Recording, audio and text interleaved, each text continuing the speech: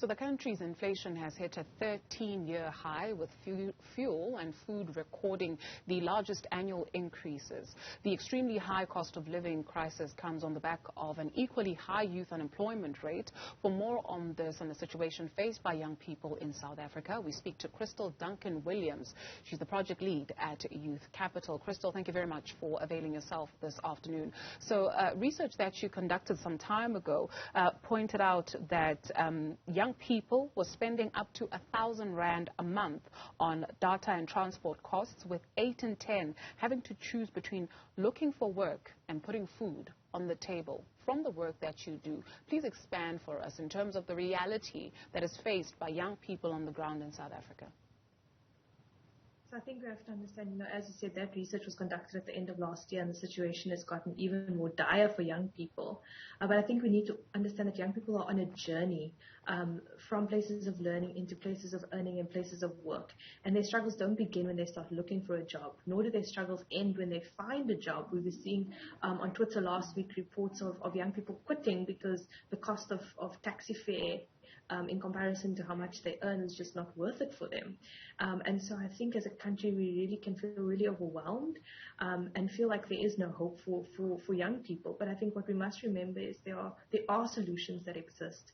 You know, in response to the rising costs of taxi fare and data, we've put a call out to South Africans to say, if you're a business and you're hiring a young person, offer to pay for their taxi fare. If you're going to do an online call, offer to buy them a gig of data. And I think to the average South African, we often feel very overwhelmed by this youth unemployment crisis. We all feel, quite saddened by the state of inflation, and we're all feeling the pinch. But there are things we can do to help young people that don't cost us anything.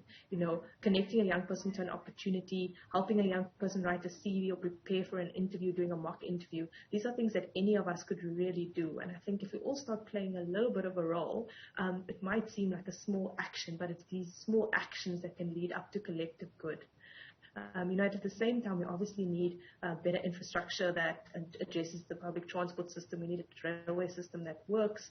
We need better access to data and connectivity. But while we call on the government to make these huge infrastructure shifts, there are smaller shifts that can be made by the individual.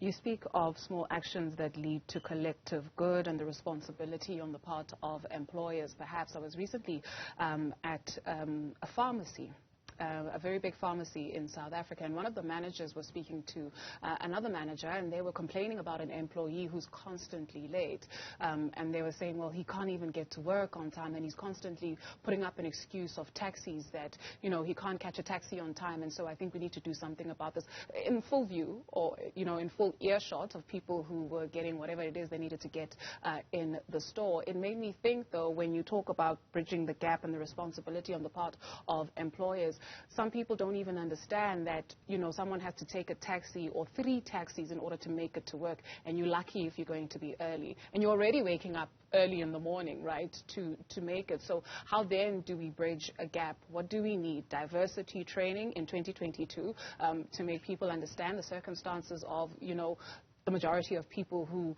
do not have access, to cars or infrastructure, like you say. We don't even have a functioning public transport system.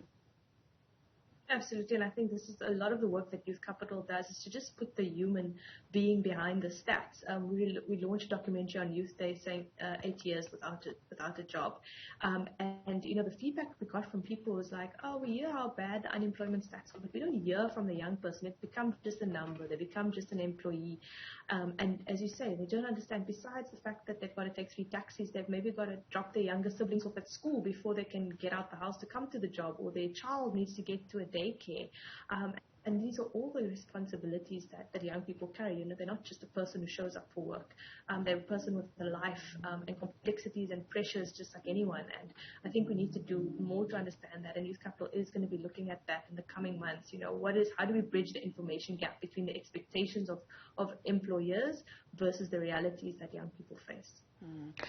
What is the role, I guess, then, of social connections on employability? So you and I, who are in employment, what can we do?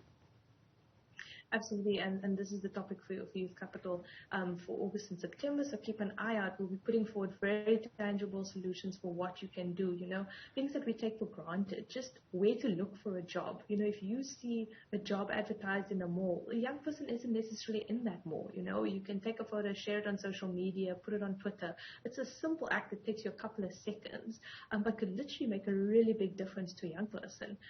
Inviting a young person to have a conversation with you who's interested in doing the line of work that you're in. I think young people often just aren't even exposed to a lot of the careers that are out there, and then, have an idea and, study for years, and then it ends up not being what they thought it would be, and it's a bad fit for both the employer and the employee.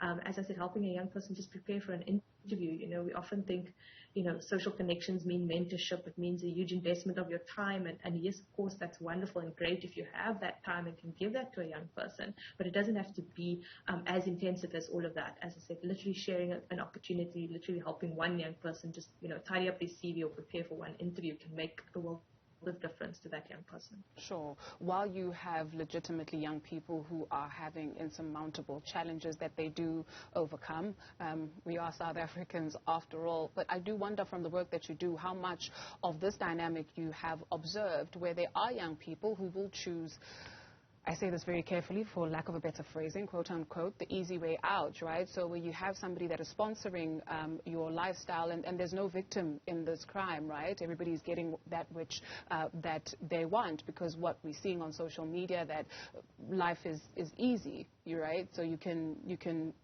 do whatever it is that you want to do without having to put in the work.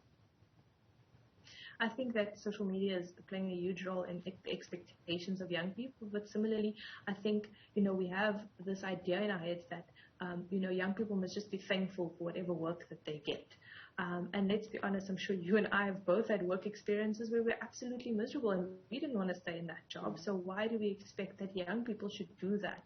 It's fine to say they should do that in the interim, but you can't expect that to be their life's work.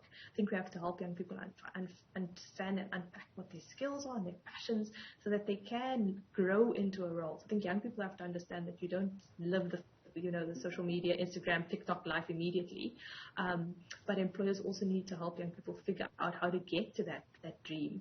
And also to match realities with expectations a little bit better, I think on all sides will really help create a better environment for young people to thrive.